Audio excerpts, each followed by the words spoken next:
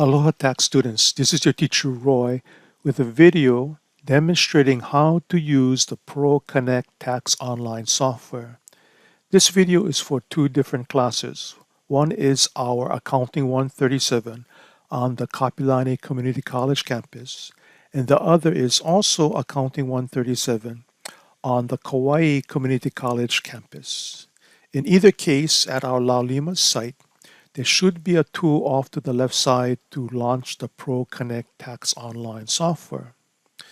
And one of the assignments you'll see eventually in the assignments tool, let me get into my instructor view here. In assignments, we'll eventually see this instructions to do a ProConnect Tax Online return. And if you don't have a ProConnect account, here are linked instructions. That's this here, step by step, showing you how to apply for a ProConnect account. So when you click on that ProConnect link here in Laulima, what you'll see is the login site for Intuit. In our case, not QuickBooks, but ProConnect here. And again, if you didn't have a ProConnect account, you would probably use this create an account link down here. But for most of you continuing from Accounting 137 from last semester, you should already have an account. So use your username and password to log in. And what you'll see is a welcome screen, which is really this tab here off to the side.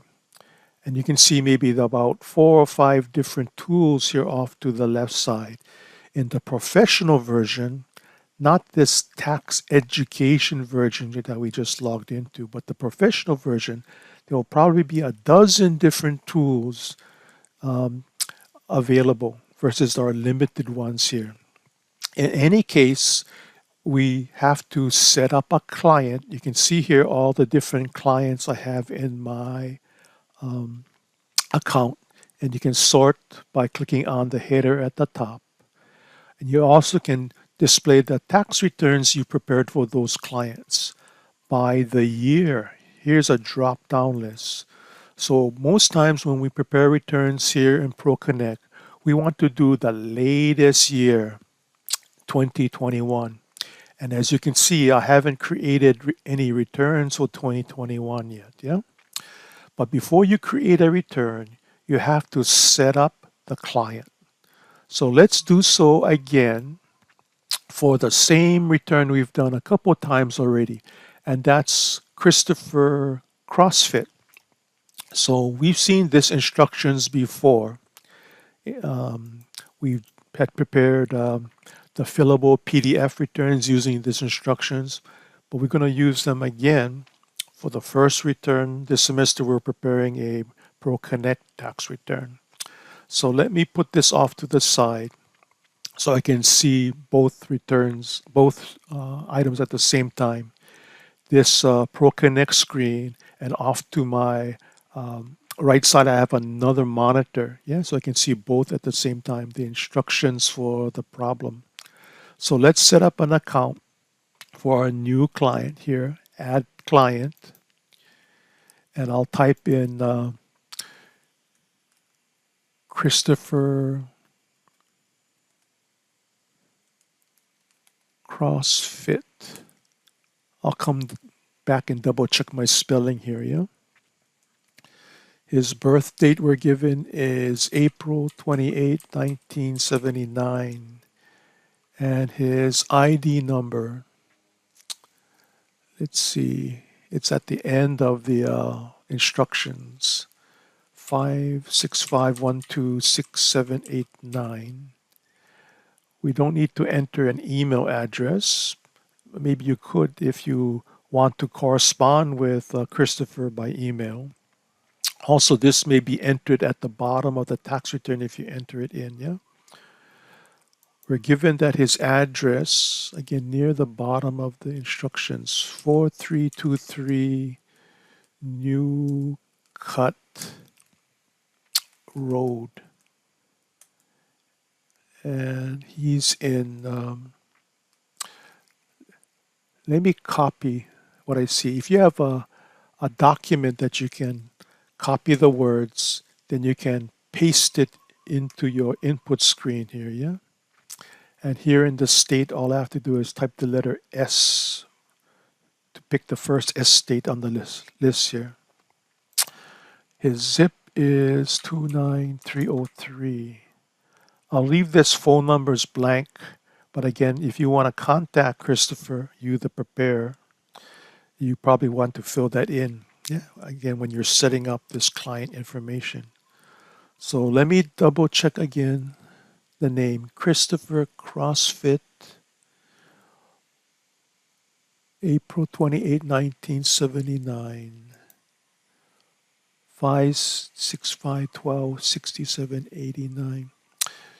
If you don't know the taxpayer, what you should do is look at his or her social security card and you got to match the name, yeah, and match the number.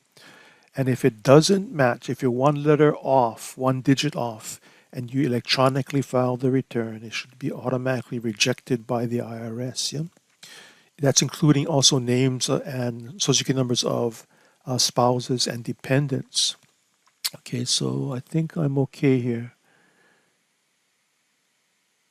I'm double checking the address, 3 New Cut Road. You can always double check after you uh, do a draft return of the tax return. Okay, I'll save this. It's telling me I have an existing one here using this number, yeah?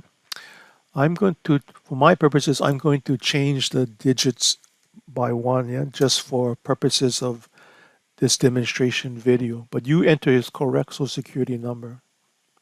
The reason why it's coming up as a number being used here because I had prepared his return last year. I had already set him up as a client, yeah? Okay, so let me save this. And if you want to change his information, again, here's the old one. Yeah, I changed the name, but he should be also on this list again. He should be right here. And if you want to edit his information, let's see if I can open it up. Here, edit the client. I can edit it here. Let me go back to the client list. Or I could click on this drop-down menu and edit the client here. Now I want to create a return for Christopher. So I can either use this command up here, or let's go into the tax return list over here. And again, I have nothing for 2021. So let's start a return, create tax return button here. And I got to pick the client from the list. Not this one that I had set up the previous year, but this one I had set up right now. Yeah, Christopher CrossFit. And I'm going to prepare a 1040 return for the current year, not a previous year. Here in the naming of the tax return, not just the name of the client, but let me add in the tax year so it makes it easy to identify the year I'm working with. And then save the return. So now I'm in the first screen for the tax return, this so-called profile. And what we're doing is preparing the federal return, yeah, with this checkbox. This other checkbox here, because we've entered the state, his residence of South Carolina, it's try to automatically prepare a South Carolina return. Let's turn that off, yeah? Or you could actually even delete it. And if you want to prepare another state return, you could enter the state name here in this drop-down list. And we'll prepare a Hawaii return for a future project, a future assignment. Okay, I don't think I need anything else here in this profile screen. So let's move to the inputs return screens, the main place you're going to be entering amounts for our taxpayer. And here you can see we're in the tax return, we're in the input screen. It's grouping together all the different input screens. So right now we're looking at the general. Here, let me get the drop-down list. The general input screens here are now off to the right side. So we'll keep his residence as South Carolina. He was living there the whole year. And his filing status, we know from previous assignments, is head of household because he has a dependent son that lives with him. Okay, we got his name and social security number from the setting up the client and birth date. Christopher hasn't passed away. In the year the taxpayer passes away, you probably need to prepare a final tax return. Christopher is not a dependent of anybody, yeah? So we could either leave it blank or not applicable. Now, if he was a dependent of somebody else, that could limit the amount of standard deduction he could claim. Yeah. So, but in this case, Christopher himself is not a dependent, even though he is claiming his dependent son. Okay. Blindness would add an additional standard deduction, and we're not told he's blind. He's unmarried, so we're not filing a joint return. We already got his mailing address. And again, we could fill in this contact information. Let's see. Let's enter his occupation. He owns that gym, or he's a health club owner or operator. Okay, again, we don't have a spouse.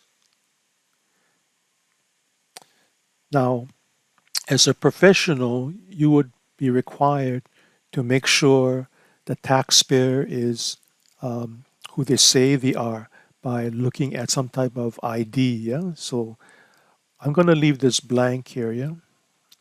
And it may give me a warning message I didn't complete this later on.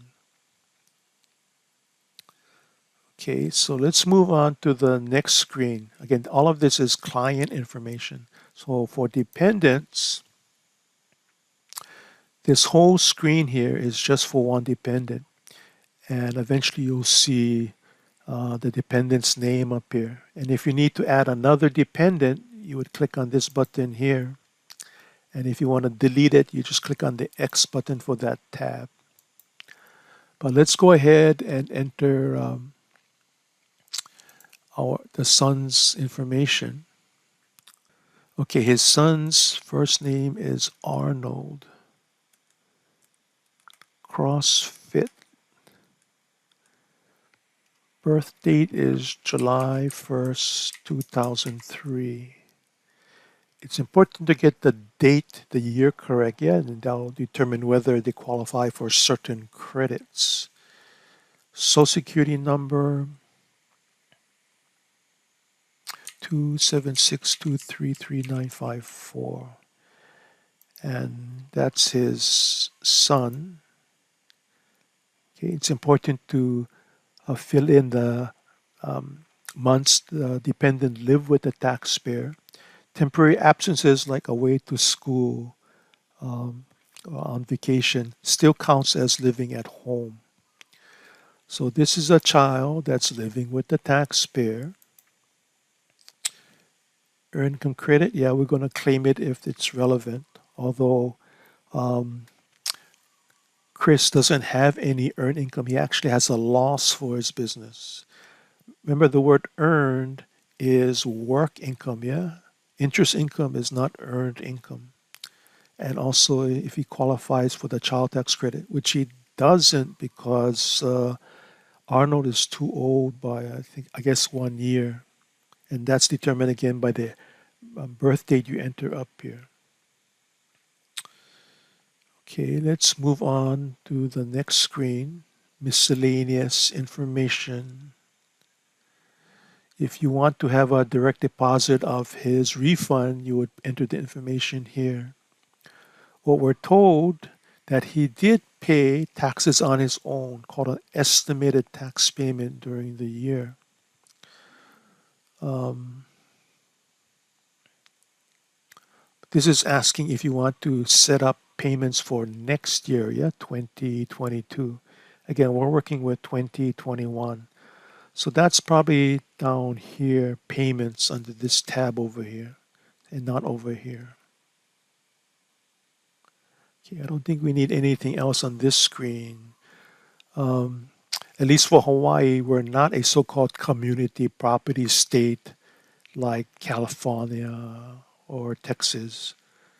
Okay, we're not going to charge Christopher and take money out of his refund here. We're not we cannot e-file the return, electronically file the return in this educational version of the software. Let's go to this payments over here, and specifically so-called estimated payments for the 2021 year. Typically, if you make payments on your own, you do it by the quarter, yeah? So you can see 4 quarters over here. And we're told there was one $500 payment here, $500 for the date was, I think it was April 15th. April 15th. So we got to type in the date here.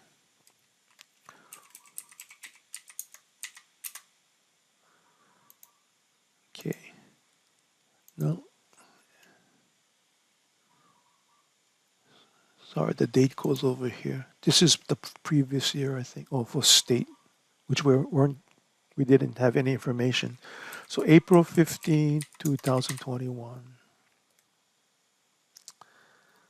Again, most people would pay 4 payments for the year, yeah?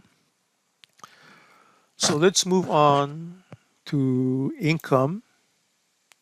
And we're given interest income for Chris. Now, each row here would be one source of interest income, one bank, one savings and loan, one credit union. And you'll see more rows as we enter each row. So one place would be Upper Piedmont Savings Bank. And the amount we put in this third column would be 13,000. And you can see other information off to the right side. And if there's more information you need to enter for this bank, you would click on this details button off to the side. Now this whole screen would be information for that one bank. We would get this information from the form 1099 INT that we would receive from the bank. Okay, and in our case, that's all the information we need. Now to go back to the listing we saw before, you click on this link here, back to quick entry. Now you can see a second row here, and we're told we have interest from Morgan Bank, and the amount is $12,500. Again, if you need to enter more information for Morgan Bank than what you see in this row, you would click on this details button. Okay, and I think that's it for our interest income. The income here is kind of listed in the order of the most common up here to the less common down here. So the main thing we're learning new in this chapter 3 is the business income from his sole proprietorship, and that would be reported on a Schedule C. So here's the Schedule C screen, and this one tab, this whole screen, would be just one business. And if you want to add another business for this taxpayer, you would click on this plus button here. Notice the tabs up here also now that for the Schedule C business, yeah? So this screen we have here is just general business information. So we're told, let's see, the principal business health club. And the code number we're given that you would usually look up in the instructions to Schedule C is 812190. Here they call it the other personal care service.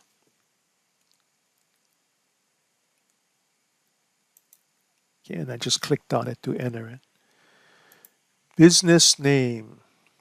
It's Catawaba Fitness.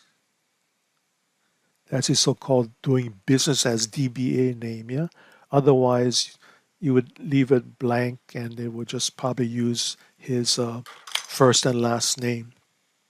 His business address, really next door to where he lives, 4321 New Cut Road. Should I leave this in? Spell it in? Let me type it in anyway. Spartanburg, South Carolina. That goes in the next line. S for South Carolina. 29303. We're told that he uses the cash method of accounting. Under cash methods, you report income when you collect the money, and you report deductions when you spend the money. Versus accrue basis that you probably learned if you took accounting 124 or accounting 201, financial accounting. You record income when you earn it, not when you collect it.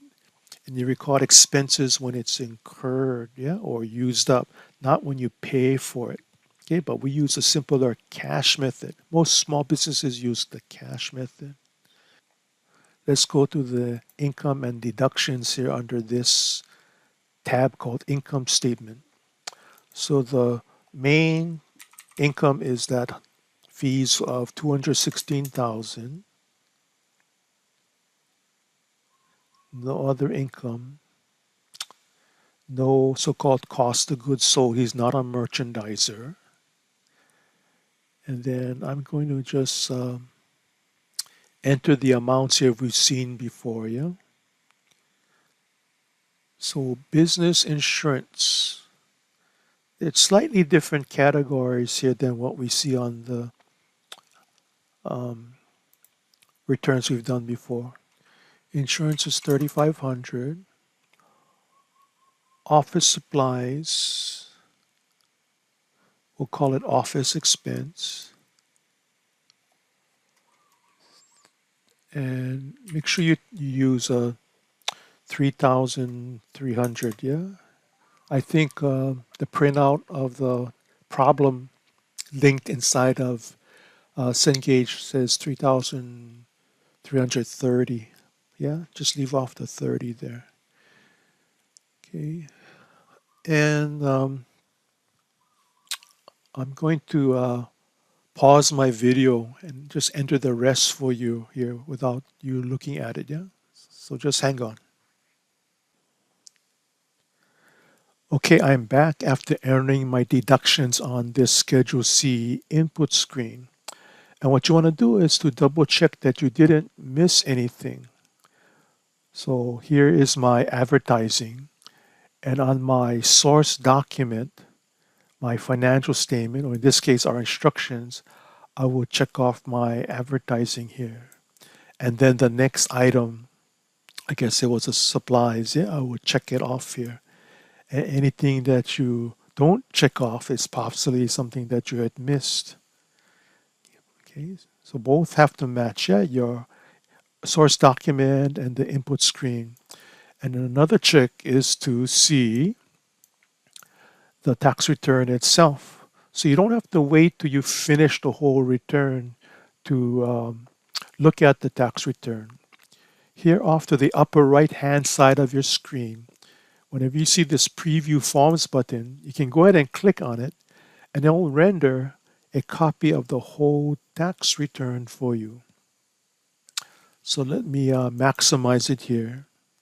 Here's a cover letter, but let's just jump to the Schedule C. And you can now see the whole Schedule C here. And you can confirm your total expenses with the previous problem. You notice that this separate other expense schedule is subtotaled and then rewritten over here. Let me show you the input for that. So I'll just move this screen off to the side here. So if I go down to the last deduction here and just click on this box, it'll open up another window where you would type in the description and then the dollar amount. In our case, I didn't put the telephone expense on this list because there's a separate line item on our input screen here for telephone. And it automatically entered it on that other expense list when I entered it here. So don't double count it, yeah? Otherwise, your total expenses wouldn't match with our previous assignment. Let's enter the home office deduction. According to the instructions here, we're given information about the amount of square footage he uses in his home. Home office deductions are common for small businesses run out of people's homes, but the home office has to be used regularly for business and also exclusive, yeah, no substantial or amount of personal use in that same space to be able to claim the home office deduction. In our case, he qualifies, but because he already has a loss before deducting this home office expense, any unused home office expense is carried over to next year to offset any business profit. But we still have to enter it here. So let's say you don't know where to enter it.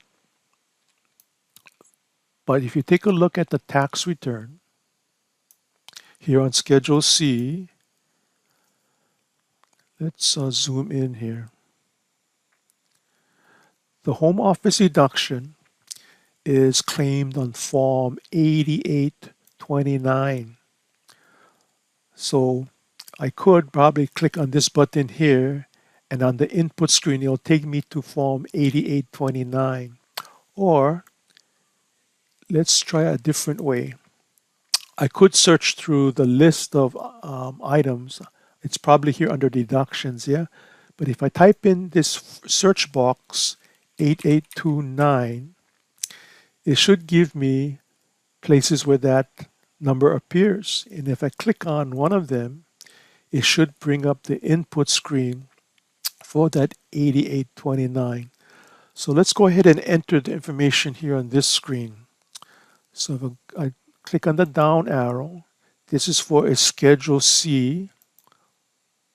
It's tied in, it's going to be tied into that Schedule C. And if you have more than one Schedule C, you have to identify which one. In our case, it's our health club. And the business square footage is 171. The total square footage is 1,800. Okay, we're not a daycare facility. Let's go ahead and enter the amounts that are allocated between personal and business use. That's the rent he pays, 20,000, and utilities, 4,000.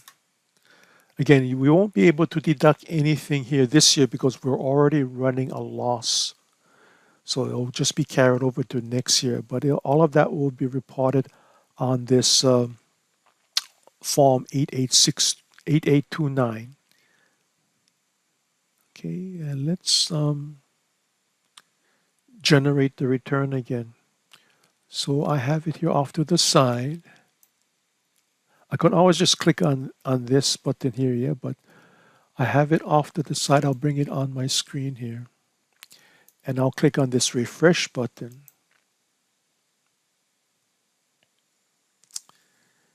And here's our Schedule C again, but this time we have that form. What is it? 88. 8829. Okay, it's all filled in for us. Again, nothing deductible this year, but this $2,280 of business part of the home costs will be carried over to next year, subject to the same limitation. Again, I'll have to be showing a profit before taking this deduction. Okay, let's see what else we need to do here. I think that's it, but let's have the computer check our work. Let's go to the next step over here, check return. And it's telling me there's 13 possible errors. And you got to clear all of these errors so you can electronically file the return. And again, we have not entered quite a few items because we don't e-file returns here on our educational version. But let's take a look at some of these messages I may need to clear here. E-filing, we're not going to do that. It's asking for some type of identification number for preparers who e-file, which we're not going to do. We are not going to fill in this due diligence. That's the one we double check the taxpayer's identification. Yeah? I could check it off, but I won't do that. It's telling me as of today, I'm recording this video on January 11th, this schedule to calculate out the child tax credit and probably other dependent credit we're going to claim is not finalized. So it's going to probably show a draft version and not the final version. In other words, you cannot file a return if the IRS hasn't prepared the final version of the form you need to use. Same thing with this form here. Okay, all of this is still in draft version. I'm told that the IRS will start accepting returns on January 24th. So hopefully they get these draft versions finalized before then. Okay, we're not paid preparers. A PTIN is another ID number that professional tax preparers have to apply for with the IRS and enter it on the tax return. Okay, I think I've entered mine when I have set up this account, but you won't have one. I'll take a look at that return one more time.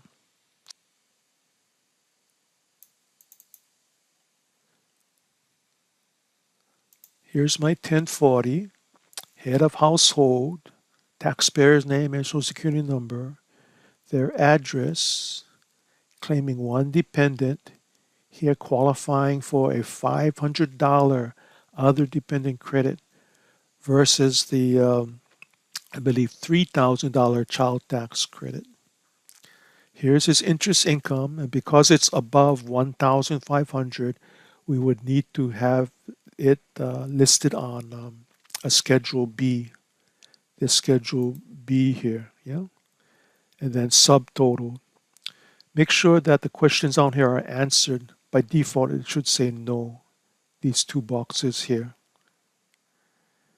Then back on our 1040 form, the other income item is really a loss. First, business loss first reported on a Schedule number 1. Schedule number 1. And here's that business loss. I didn't go through the whole problem yet. Yeah, I'm still missing what they call the hobby loss, hobby income or loss. Let's take a look at that.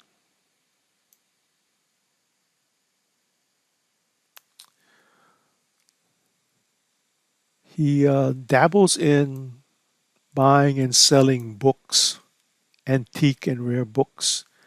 And during the year, he sold $4,000 worth of sales.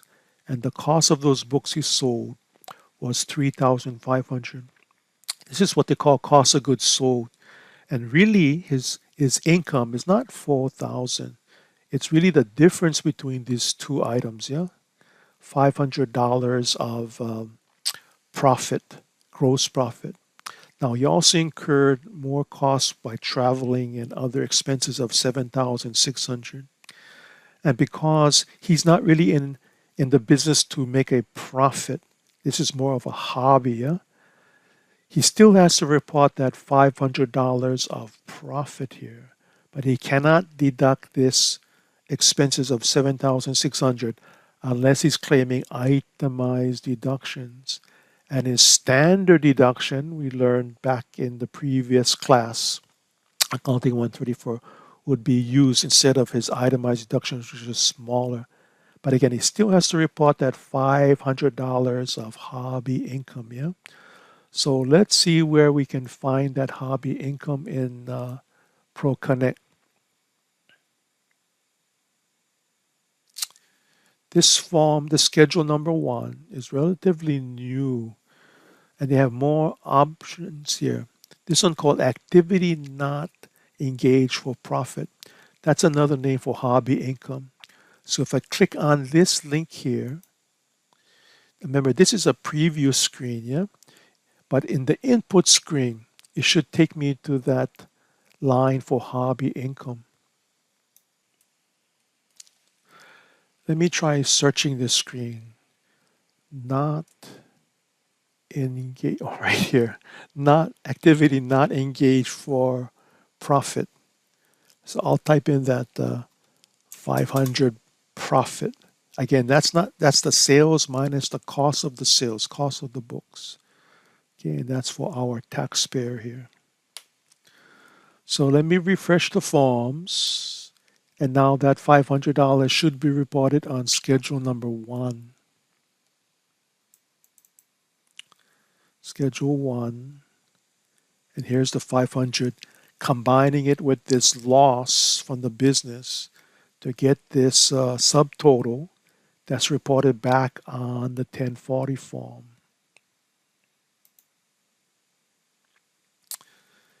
Then subtotal again, minusing out the standard deduction.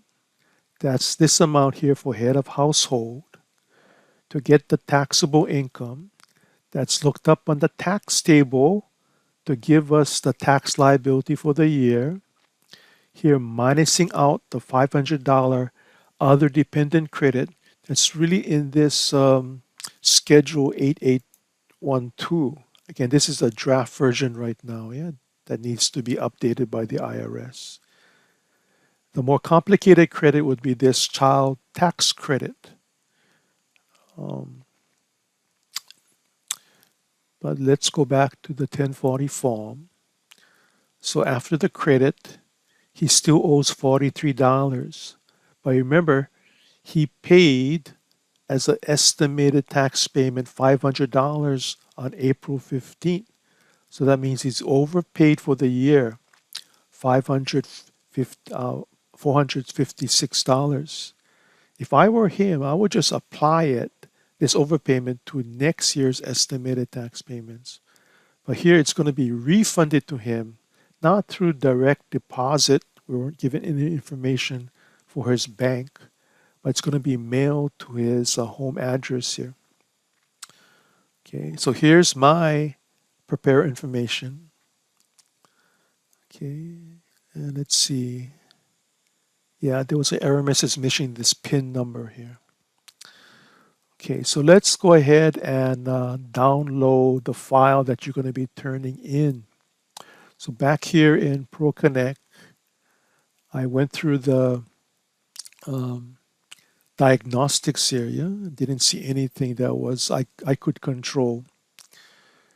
And then I'll go to File Return and view the whole PDF file. Click on this Create PDF. So it'll render, and then I can download it to my computer. The same thing we kind of saw in the preview screen, probably with more schedules. So this is what you're going to be turning in, yeah? So go ahead and download the file.